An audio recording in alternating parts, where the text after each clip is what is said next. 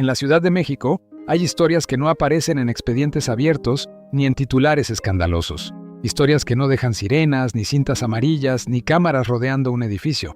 Hay muertes que se administran con silencio, que se archivan con rapidez y que se cubren con homenajes elegantes para evitar preguntas incómodas. Hoy vamos a hablar de una de esas historias. La de una mujer que fue símbolo de belleza y carácter en los años 70, que dominó la pantalla con presencia imponente y que terminó sus días encerrada, aislada y consumida por un miedo que nunca se explicó oficialmente. La versión pública habló de enfermedad. La versión que circuló en voz baja habló de algo mucho más inquietante, de estructuras criminales, de vigilancia invisible y de una verdad que jamás debía pronunciarse.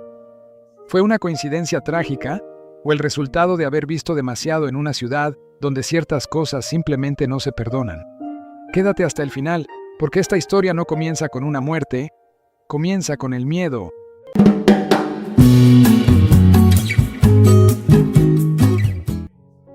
Pero para entender realmente el final de Isela, hay que detenerse en algo que casi nunca se menciona. El miedo prolongado mata antes que cualquier enfermedad. No de forma inmediata, no con estruendo, sino como una erosión lenta y constante que desgasta el cuerpo y la mente hasta volverlos frágiles. En los meses previos a su muerte, quienes aún la veían ocasionalmente notaron un cambio radical. Ya no era la mujer firme que imponía carácter en cualquier conversación. Ahora hablaba en voz baja, miraba constantemente hacia la puerta y evitaba permanecer mucho tiempo en espacios abiertos. No confiaba en nadie, y esa desconfianza no era paranoia vacía, era la consecuencia de haber entendido demasiado bien cómo funcionan ciertas estructuras en la capital. La organización que operaba en su zona no necesitaba exhibirse con violencia explícita. Su poder residía en la discreción. Negocios aparentemente legales, edificios silenciosos, movimientos calculados. Isela, por accidente, había conectado piezas que no debía conectar. Escuchó nombres, fechas, rutas, vio rostros repetirse en horarios que no coincidían con actividades normales. Entendió que aquello no era improvisado.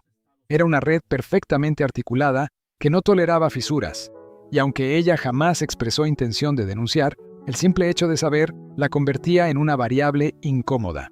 A partir de entonces, comenzó lo que muchos especialistas llaman presión ambiental.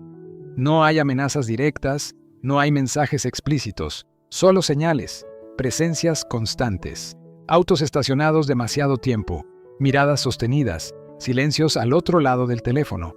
Es un lenguaje sin palabras que transmite un único mensaje: sabemos que sabes. Y esa certeza es suficiente para quebrar incluso a la persona más fuerte. Isela empezó a perder peso no por edad, sino por ansiedad. Su sistema nervioso vivía en estado de alerta permanente. Dormía pocas horas, despertaba ante cualquier ruido, revisaba cerraduras varias veces por noche. La televisión encendida no era compañía, era estrategia. Las luces apagadas temprano no eran costumbre, eran camuflaje. Intentar acudir a poder autoridades nunca fue opción real. Ella conocía demasiado bien la ciudad para creer en soluciones simples. Sabía que algunas redes delictivas no operan aisladas, que sus tentáculos alcanzan oficinas donde los expedientes se archivan con rapidez sospechosa. Comprendía que denunciar sin pruebas sólidas podía convertirla oficialmente en una mujer inestable, exagerada, paranoica. Y en esa ciudad, ser catalogada como exagerada es el primer paso para que nadie te escuche. Los últimos días fueron particularmente tensos. La portería recibió preguntas inusuales sobre sus horarios. Un técnico que nadie solicitó apareció una tarde asegurando revisar instalaciones. Llamadas sin voz se repitieron con mayor frecuencia. Todo estaba diseñado para recordarle que no había escapatoria. No necesitaban tocarla. Bastaba con sostener la presión hasta que el desgaste hiciera su trabajo. El crimen organizado más sofisticado no siempre elimina con estruendo. A veces simplemente acelera el deterioro, empuja al límite, provoca el colapso físico bajo una narrativa médica conveniente.